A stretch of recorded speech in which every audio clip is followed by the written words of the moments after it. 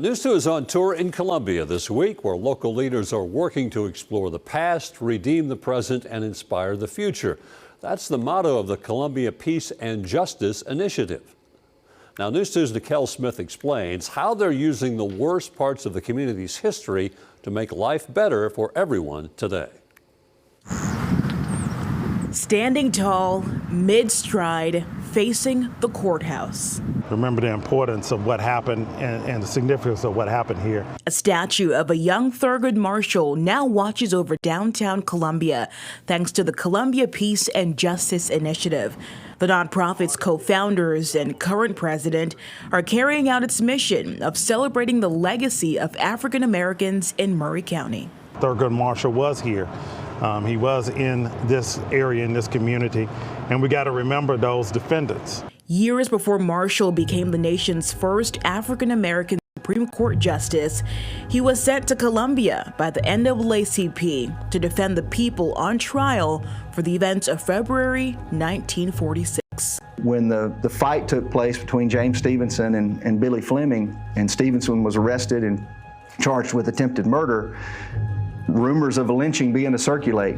And at that time, you had World War II veterans. James Stevenson was himself a World War II veteran. Black businessmen, leaders, and other residents began to arm themselves and took up positions on the roof of East 8th Street. 60 to 70 state troopers and more than 900 guardsmen were brought to Columbia. The highway patrolmen raid the black business district. All the pictures you see of vandalism took place at the hands of the highway patrolmen. Many people were badly beaten or shot. More than 100 black men were arrested.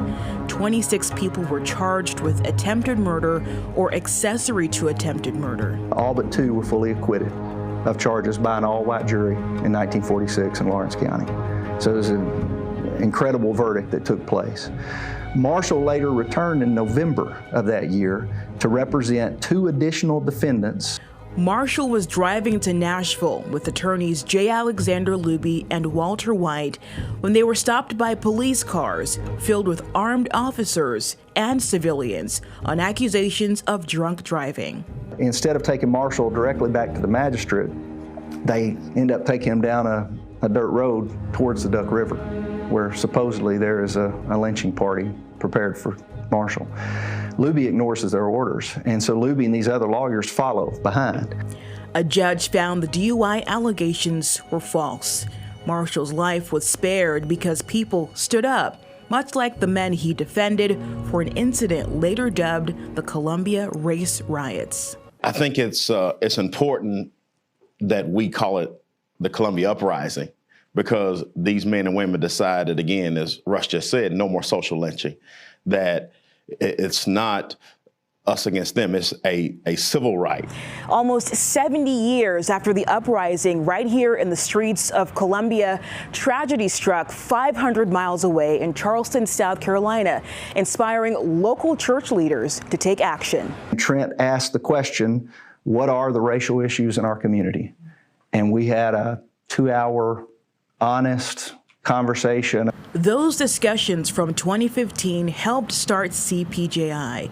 They unveiled the Thurgood Marshall statue last October after well exceeding their fundraising goal of $140,000 to pay for it. The beauty of what happened with the statue is that community involvement from all sectors.